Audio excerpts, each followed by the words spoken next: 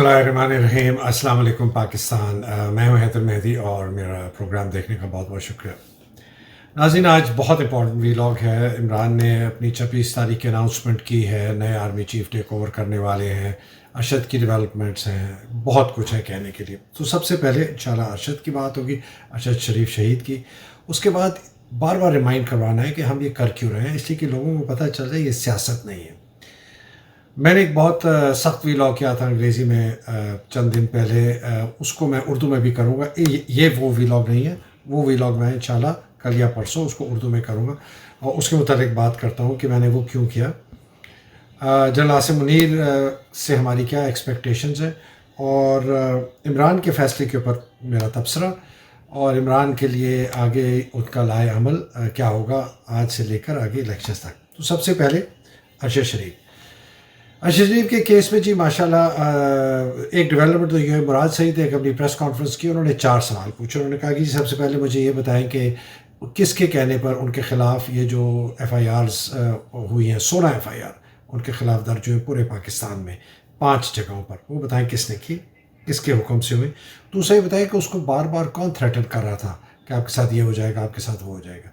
तीसरी बात हमें ये बताएं कि उसको यूनाइटेड एमिरेट से, अमारात से बाहर निकलने का किसने कहा। और हमारे जो इन्वेस्टिगेशन कमीशन है उन्होंने वहाँ लोगों से बातचीत भी की और कई लोगों से उनका मांगा है जो उनकी पुलिस के हैं कि जी उनको हमारे सामने पेश किया जाए, कि हम उनसे पूछें कि किसी की खबर मिली है। उन लोगों ने आके उसके जहाँ पर वो ठहरा हुआ था वहाँ बताया था कि जी आप छोड़ के चले जाएँ।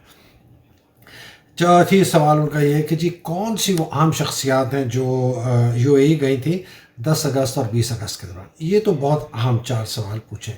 फिर हमारे पास एक ISI की जो प्रेस कॉन्फ्रेंस थी, साफ झूठ उनका पकड़ा गया कि जी उनको किसी ने नहीं कहा, उनका वीज़ा एक्सपायर हो गया। फिर उसके रद्द अमल में राना सनाउल्लाह ने, आपने कहा देखा होगा कि जी वहाँ एक दिन में थोड़ी निकालते हैं, वहाँ तो रह सकते हैं अगर आप रहना चाहें। एनीवे, तो बात अब काफ़ी क्लियर होगी। इनको मुराद साहिब को कहा है कि जी आप 29 नवंबर को उनका लैपटॉप लेके आए। अब ये बड़ा इंट्रीगिंग है कि लैपटॉप ये कौन सा है। कहा जाता है कि जी अरशद शरीफ जाने से पहले अपना लैपटॉप और अपना जो आईफोन है वो किसी के हवाले कर गए थे और एक ये क्या सराई है कि जी वो मुराद सईद के पास है इस वक्त। आया वो उनको डायरेक्टली दे के गए थे, फैमिली को दे के गए, या फैमिली ने उनको पहुँचाया, या किसी और दोस्त को पास पहुँचा और फिर कहा था कि अगर कुछ हो जाए तो ये मुराद सईद को दे देना, ये हमें नहीं पता। अरशद का जो असल कीनिया में जो उनका आईपैड है और उनका जो लैपटॉप है, उनका जो फ़ोन है, और वो एक मिस्टीरियस सैटेलाइट फ़ोन जिसका हमें कुछ नहीं पता, वो जो है ना जी तस्नीम हैदर कहता है, जो जिसने ये एलिगेशन लगाई है कि मरियम सफदर ने ऑर्डर दिया था भट्ट को कि जी इसका कत्ल करे और इसलिए उससे भी मांगे थे कि जी इसकी भी कोई मदद मांगे। तो वो लंदन में है। ये भी बड़ी एक इंटरेस्टिंग है, उसको भी इन्वेस्टिगेट करना है। देखिए जी, ये जब जिस जगह पर यह पहुंच गया ना, तो FIA की इन्वेस्टिगेशन टीम तो नहीं मानेगी, उनकी वालदा भी नहीं मानती, कोई भी नहीं मानता, किसी किस्म का कोई सहाफ़ी नहीं मानता, कोई अक्ल रखने वाला आदमी नहीं मानता। सबको ये पता है कि ये नहीं हो सकता। ये तो सिर्फ कोई अगर हमारा सुप्रीम कोर्ट को इंडिपेंडेंट जुडिशल कमीशन बनाए और उसमें रिटायर्ड जजेस रखे, रिटायर्ड पुलिस के अफसर, रिटायर्ड ISI के और रिटायर्ड IB के, जो बिल्कुल किसी किस्म के उनका रिकॉर्ड में कोई ख़राबी ना हो। और मैं आपको बताऊं सैकड़ों हैं ऐसे, ऐसी बात नहीं है। मैं ज़ाती तौर पर बहुतों को जानता हूं, जजेस तो खैर सब लोग जानते होंगे। और आसिफ खोसा जैसे जजेस हैं, उनका भाई तारिक खोसा हालांकि भाई है, तो उस जैसा पुलिस ऑफिसर है, और ISI IB में बहुत बेहतरीन अफसर हैं। आप FIA में बहुत बेहतरीन अफसर हैं। आप समझे बेचारे जो डॉक्टर साहब शहीद कर दिए गए, मेरा तो ख्याल है उनको भी शहीद कर दिया गया, वो कहाँ से थे, FIA से ही थे ना। तो हैं बहुत अच्छे अफसर। तो अल्लाह सुब्हान ताला उनके दर्जात बुलंद करे अरशद के, और हमें ये इसका सुराग निकालने में अल्लाह सुब्हान ताला हमारी मदद करे। अच्छा जी, हम क्यों कर रहे हैं बार बार एक आज़ाद जमहूरी पाकिस्तान जो फ़ौजी फैसिज़म, फ़ौजी बर्बरियत, फ़ौजी जबराना कंट्रोल जो उन्होंने पूरे पाकिस्तान पे एक सांप की तरह किया हुआ है, और करप्ट सियासतदानों से निजात, ये हमारा हदफ है। इस हदफ को हासिल करने के लिए 6-7 चीज़ों की बहुत ज़रूरत है। सबसे पहले कि हमारी जितनी खलकत है पाकिस्तान की, वो आज़ाद और मुनसिफाना इलेक्शंस हो कि उनकी जो अक्सरियत की राय है वो सामने आए कि वो किसको चाहते हैं। दूसरा बहुत ज़रूरी है کہ قانون کی بالادستی ہو. اگر ہم نے ایک آزاد جمہوری پاکستان چاہنا ہے تو قانون کی تو بالادستی ہونی چاہیے ہر خاص عوام کے لیے. ہمیں ہر انسان کی حفاظت، اس کی جان کی، اس کی مال کی اور اس کی اپنی آزادی کی حفاظت، سب کو مساوی حقوق اور مواقع، ہر خاص عوام کو، چاہے وہ ایجوکیشن کے ہوں، چاہے وہ ہیلتھ کیئر کے ہوں، چاہے وہ نوکری کے ہوں، چاہے وہ کاروبار کے ہوں، ہر کسی قسم کے جو مواقع اس ملک میں وہ سب کو مساوی مواقع ملے. باقی اپنی عقل، اپنی جستجو، اپنی محنت، وہ آپ اس پہ آگے بڑھیں. آزادی رائے کا حق ہو، مضبوط ادارے ہوں جو مفید کام کریں، اچھا کام کریں، لیکن اپنے حدود میں رہتے ہوئے کریں. جیسے اس میں فوج، عدلیہ، بیوروکریسی، پولیس، بار بار ریمائنڈ، میں ہر ویلاگ میں آپ کو ریمائنڈ کروں گا کہ ہم کر کیوں رہے. اچھا جی، میں نے جو میرے ویوز ہیں آرمی کے متعلق بڑے سخت ہیں. مجھے بڑا لوگوں نے کرٹیسائز کیا. پچھلا جو آرٹیکل تھا، ایک ایسے صاحب نے بھی کیا جن کی میں بڑی عزت کرتا ہوں، بڑے سینئر ہیں، میرے سے 10-12 سال سینئر ہیں، ان کے ونڈیج کے لوگ افسر ہیں، کہتے ہیں جی حیدر نے بات تو صحیح کی ہے، کچھ صحیح باتیں کی ہیں، لیکن لگتا ہے کہ اور اب یہ اپنے آپے سے باہر ہو گیا ہے، اور میرا خیال ہے یہ ہندوستان سے انڈیا کا ایجنٹ ہے اور بڑے پیسے لیتا ہے. تو ایک بڑی فیمس ہے نا، لاسٹ ریفیوج آف دا اسکاؤنڈرل، اس کے جو میسنجر ہے نا، اس کو آپ کہیں کہ یہ غدار ہے، یہ چور ہے، یہ ڈکیت ہے، یہ انڈین ایجنٹ ہے. رائے، میں نے اس میں آرٹیکل میں بھی یہ کہا کہ جن لوگوں نے 1965 کی جنگ کے متعلق کہا کہ یہ سارا ڈرامہ تھا، ٹوپی ڈرامہ، یہ تو بالکل ہمیں زبردستی بلنڈر کیا ہم نے، تو بعد میں کہا بڑی جنگ ہے، اور جو یہ کہتے ہیں کہتے ہیں یہ غدار ہے. 71 میں جب لوگ کہتے تھے بنگالیوں کے ساتھ ایسا نہیں کہ یہ غدار ہے، یہ ہندو ایجنٹ ہے، یہ را کا ایجنٹ ہے، یہ بنگالیوں کا کے ساتھ ہے. ایئر مارشل افضل خان کے خلاف یہ تہمت لگائی جب اس نے کہا کہ یہ تو ملک توڑ دے گا، یہ بھٹو اور رعایا، وہ انڈین ایجنٹ ہے. دیکھیں جی، یہ پاکستان کے اوپر جو قابو کیا ہے نا فوجی لیڈرشپ کے سانپ نے، یہ اوور نائٹ نہیں ہوا. یہ 4 مارشل لاء، اس کے ساتھ بالکل سپائن لیس جوڈیشری، عدلیہ بالکل سپائن لیس، کرپٹ پولیٹیشین، یہ ان سب نے مل کے نا یہ پاکستان کے اوپر جو قبضہ گروپ بیٹھ گیا ہے فوجی جرنیلوں کا.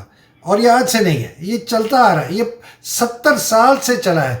پہلے کم ہوتا تھا، ہمیں نظر نہیں آتا تھا، بڑھتا گیا. مارشل لاء میں ہمیں گانے سنائے گئے، ڈرامے دکھائے گئے، ISPR نے اپنے سب کچھ کیا. ہم سمجھتے رہے ہاں کتنے زبردست لوگ ہیں، یہ تو پاکستان کا دل دکھ رکھتے. یہ نہیں پتہ کہ وہ اپنی جیب بھر رہے تھے اور ہم سمجھتے تھے کہ یہ جی ہمارا یہ دفاع کریں گے.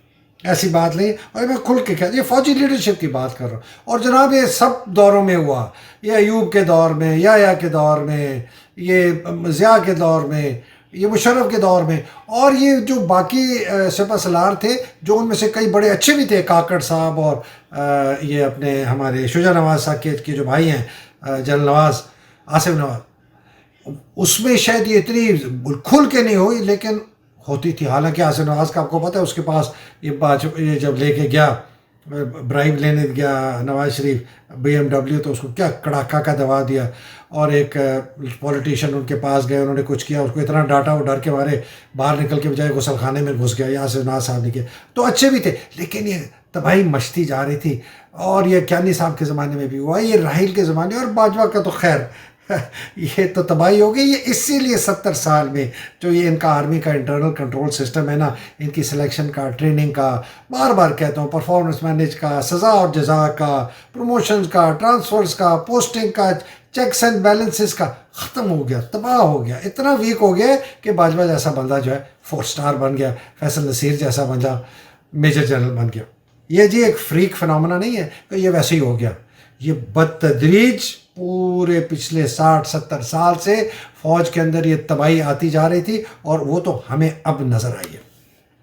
دیکھیے جی، ہمیں ایک بات کو بالکل ماننا پڑے گا کہ فوج کی جو اس وقت لیڈرشپ ہے، میں اب نام نہیں لیتا، عاصم منیر، آپ ان کو بھی، فوج کی لیڈرشپ جن کے پاس طاقت اور کنٹرول ہے نا، وہ اس نے اس فوج کی جو شکل ہمیں نظر آتی ہے وہ ایک دیو کی آتی ہے، ایک مونسٹر کی آتی ہے، ایک ڈیمن کی آتی ہے، چاہے آپ اس کو جو مرضی کہہ دیں. اور وہ 1 آدمی، 2 آدمی، 4 آدمی اس کو استعمال کرتے ہیں اپنے ذاتی مفاد کے لیے. باجوہ کے جو 6 سال ہیں، یہ پاکستان اور پاکستان فوج کی تاریخ کے سب سے بدترین گندے 6 سال ہیں. اس کے اندر باجوہ نے جو رین آف ٹیرر ہمارے اوپر مسلط کی، لوگوں کو اغوا کیا، ان کو غیر قانونی طور پر بند کیا، ان کے اوپر فزیکل ٹارچر کیا، لوگوں کو قتل کر دیا گیا. اب ہمیں نہیں پتہ لوگوں کے اوپر اٹیمپٹڈ اسیسینیشن ہوئی ہے سولینس پہ، بالکل جن کے نہ کوئی ہتھیار، اپنے آپ کو بچانے کے لیے سیاستدان، پولیٹیشین، جرنلسٹ. اس نے نا جو ہمارا ایک بانڈ تھا نا لوگوں کا فوج کے ساتھ، وہ توڑ دیے. اب یہ آپ کہیں کہ جی یہ نہیں ہونا چاہیے تھا، یہ حیدر مہدی کہتا ہے تو انسٹیٹیوٹ ہے حیدر مہدی کہتا ہے. یہ دنیا اندھی ہے، گونگی ہے، بہری ہے، دیکھ نہیں رہی کہ کیا ہو رہا ہے. میں آپ کو بتاؤں، میں 7 مہینے سے سینکڑوں شاید ہزاروں میرے پاس ریٹائرڈ اور سرونگ آفیسرز نے رابطہ کیا ہے مختلف طریقوں سے. آنکھوں خون کے آنسو روئے ہیں کہ جو جونیئر ہیں حیدر مہدی کہتے ہیں، جو جونیئر ہیں سر کہتے ہیں حیدر سر یہ ہمارے ساتھ کیا کیا باجوہ نے، ہماری ساری زندگی کی کمائی اس نے تباہ کر دی، ہم نے جو عزت کمائی تھی تباہ کر دی، ہم تو کہیں کے نہیں رہے. وہ ریٹائرڈ ایک ویٹرن ایک بریگیڈیئر ہے، وہ بیچارہ لٹرلی رو رہا تھا کہ ہم کہاں جائیں، یہ اس نے کیا کیا ہمارے ساتھ. میں تو مجھے جو یہ بات جو زیادہ خوف ہے نا وہ تو یہ ہے کہ اب تو ہمیں باجوہ کی یہ ٹریچری کا پتہ چل گیا اور اس کی کرپشن کا پتہ چل گیا، 2 چیزوں کا، کہ یہ غدار ہے، کمپرومائزڈ آدمی ہے، سیاستدانوں کے کنٹرول میں اور کرپٹ ہے. اس نے اپنی اجارہ داری، اپنی حاکمیت کو قابو کرنے کے لیے فوج میں آپ سوچیں کہ اس نے کس قسم کے افسروں کو پروموٹ کیا ہوگا اور سپورٹ کیا ہوگا کہ وہ اونچے رینکس میں آئیں. یہ اصل غور طلب بات ہے، اس پہ آپ بہت غور سے سمجھیں. جو میں کہتا ہوں نا کہ بہت سارے باجوے ابھی تک بھی فوج میں بیٹھے ہیں، تو کسی نے مجھے کہا سر آپ نے سارے باجووں کو گالی دی، آپ معافی مانگے.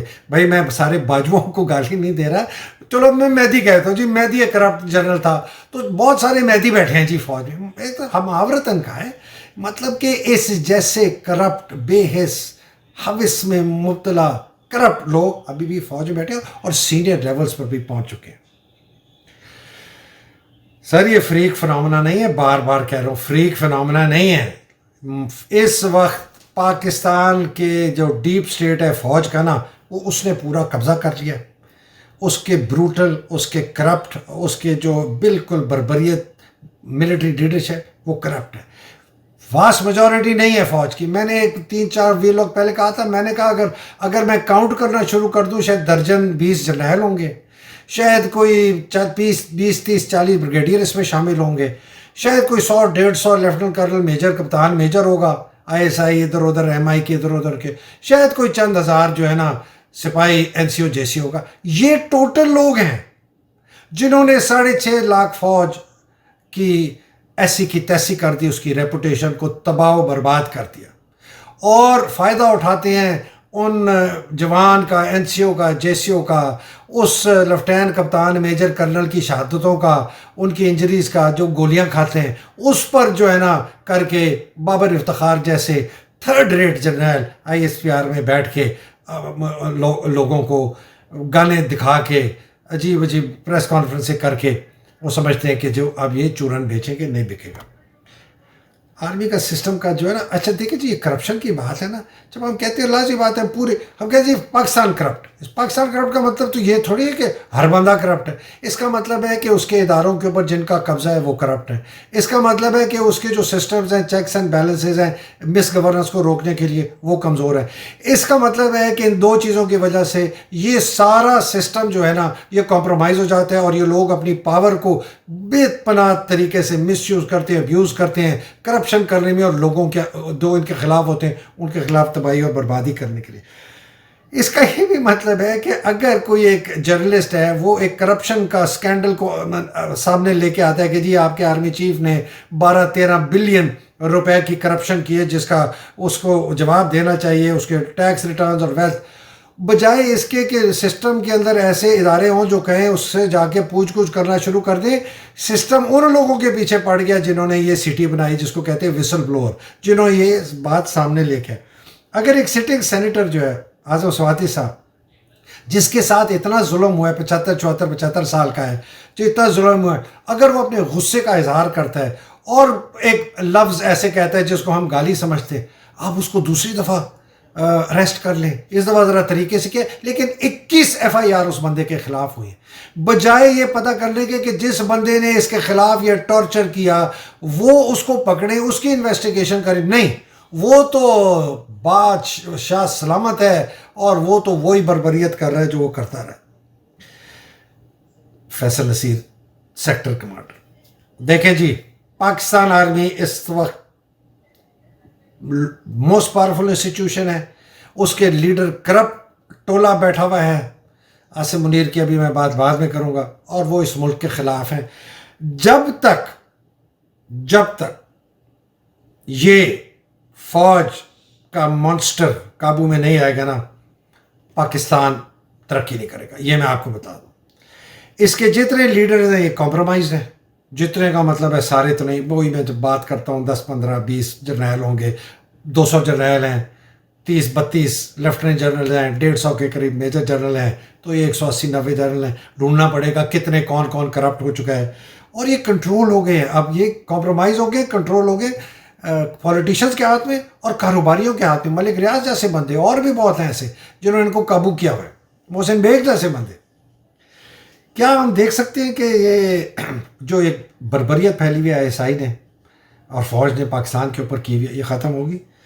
کیا فوج اپنے ان لوگوں کو ڈیفینڈ کرنا ختم کرے گی جو کرپشن میں انوالوڈ ہیں، جس طرح کہ باجوہ، اور ISPR کو استعمال کرتا ہے دینے کے لیے کہ جی یہ غلط ہے؟ ISPR کا کیا کام؟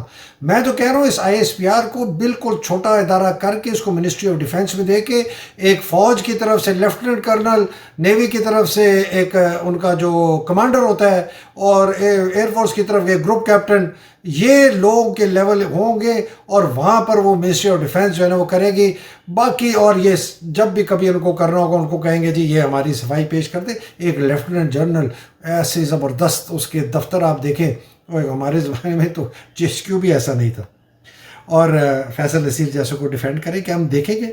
تو عاصم منیر صاحب کی بات ہے، کیا یہ عاصم منیر کچھ کرے گا کہ نہیں کرے؟ دیکھیں جی، عاصم منیر سے ایکسپیکٹیشنز ہیں کہ وہ رین آف ٹیرر جو میں نے بتائی ہے وہ ختم کرے گا، ISI کو روکے گا، یہ امیجیٹ ایکسپیکٹیشن ہے، امیجیٹ۔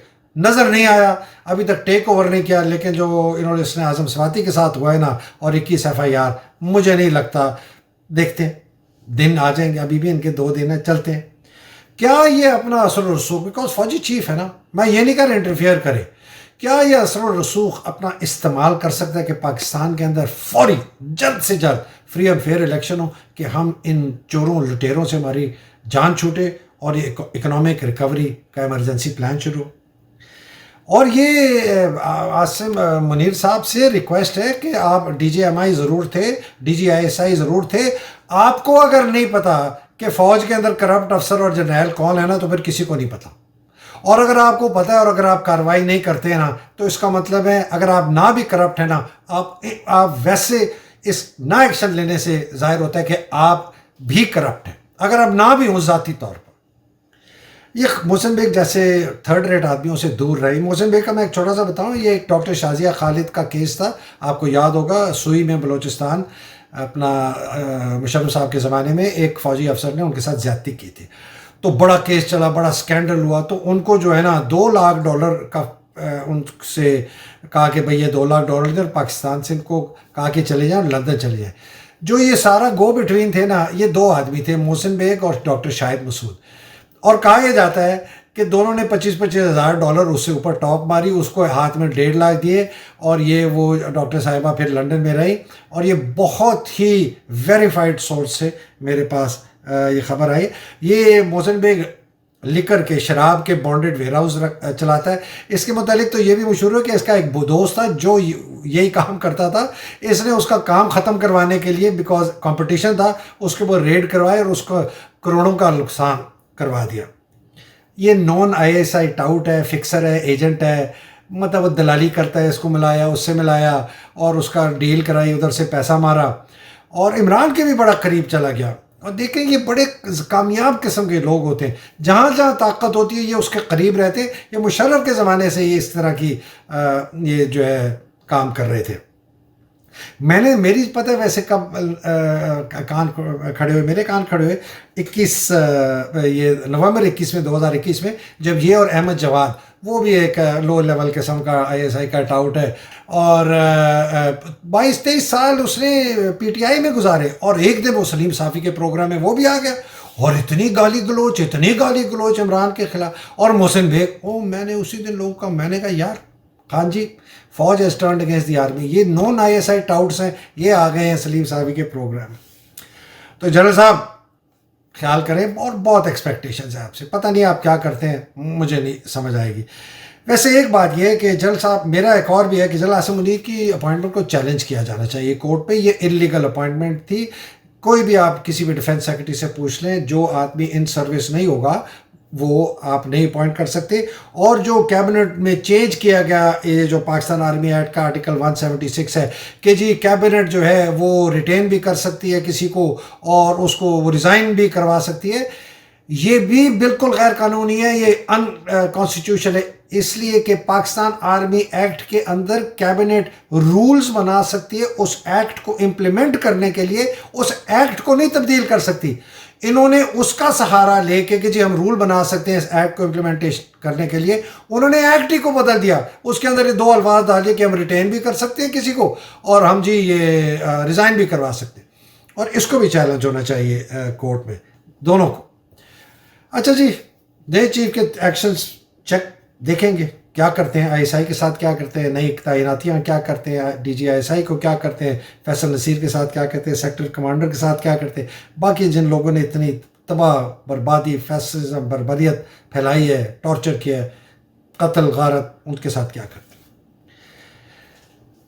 عمران صاحب کا فیصلہ جی بڑا انٹرسٹنگ ہے، بڑے لوگوں کو تھا کہ جی اس دن وہ شاید کال ہوگی، اور پھر جناب لوگ چڑھ جائیں گے اسلام آباد پہ، اور جناب وہ جھگڑا ہوگا، فساد ہوگا، اسٹیٹ کے ساتھ لڑائی ہوگی، اور لوگ جو ہے نا غالب آ جائیں گے، اسٹیٹ پر قبضہ کر لیں، اور جناب قتل و غارت ہوگی، کلنگ ہوگی، یہ بڑا، یہ جو اور خاص طور پہ باہر بیٹھنے والے، یہ کینیڈا امریکہ، اوہ جی دیکھیں جی کھودا پہاڑ نکلا چوہا، یار میری بات سنیں، یہ باہر بیٹھے ہوئے لوگوں کے لیے تو خیر بڑا آسان ہے کہنا، آپ کو پتہ ہے کہ ایک جان بھی چلی جائے، ارشد شریف کی ماں سے پوچھیں، اس کی بیوی سے پوچھیں، اس کے بچوں سے پوچھیں، آپ چاہتے ہیں کہ ہزاروں لوگ قتل و غارت ہوتے، اور وہ عمران، اس کا سہرا عمران کے اوپر جاتا کہ اس نے یہ کروایا پاکستان میں، یا کہ وہ فرانس جیسے باستیل کو آپ نے اسٹارم کیا، یا ایرانین نکل آئے اور لاکھ بندہ مر گیا۔